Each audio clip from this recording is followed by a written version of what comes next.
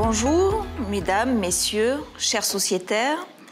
Donc, en tant que présidente du conseil d'administration et au nom de l'ensemble des membres du conseil, je vous souhaite la bienvenue et je tiens à souligner tout notre soutien en cette période compliquée.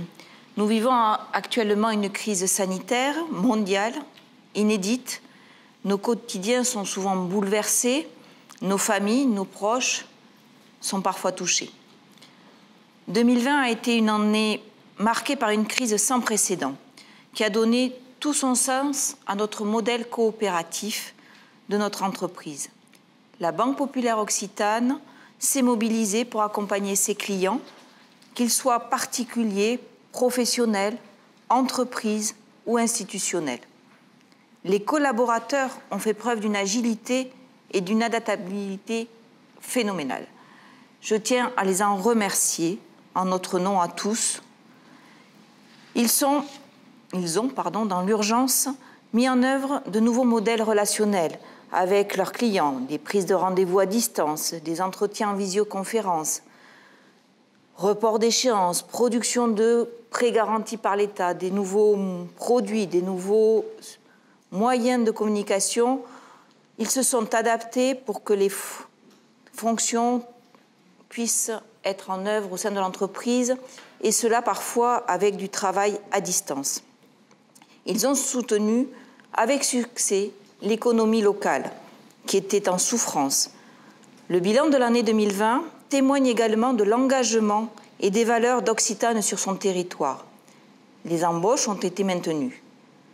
Nos soutiens au profit des acteurs culturels ou sportifs durement touchés n'ont pas baissé.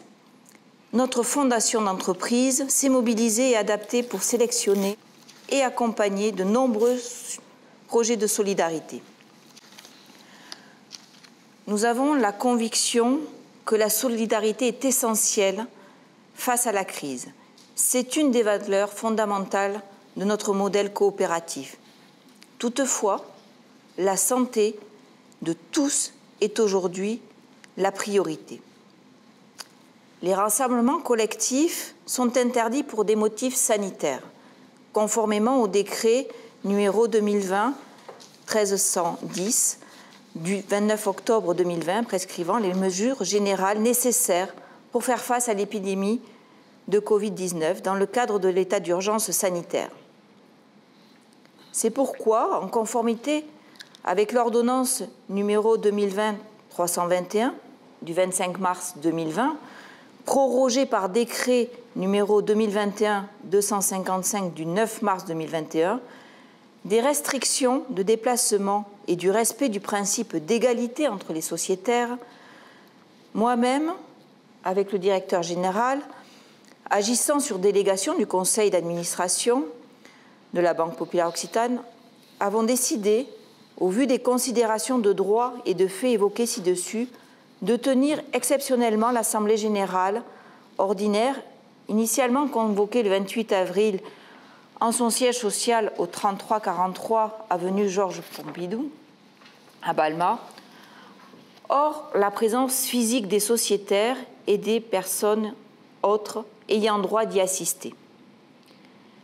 Les sociétaires ont été informés de ce changement par mail sur le site internet de la banque, sur le site de vote en ligne et avis dans un journal d'annonces légales et ont pu voter par correspondance ou en ligne.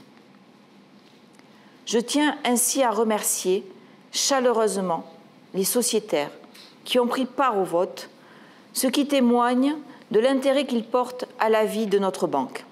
Avant de commencer, je tiens à souhaiter la bienvenue à Christophe Bosson, notre nouveau directeur général, que le Conseil de la Banque Populaire a nommé c'était en janvier 2021, et qui nous a rejoints dans ses fonctions en date du 1er avril.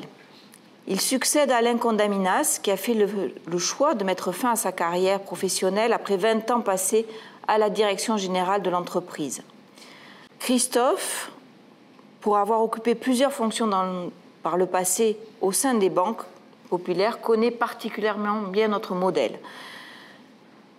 Sa culture, ses valeurs, et Ses fonctions de directeur général à la Banque populaire Méditerranée apportera, face aux enjeux tant économiques que sociétaux des années à venir, toute son expérience, toute son efficacité pour la construction d'un projet d'entreprise dans le respect des valeurs humaines qui sont les nôtres.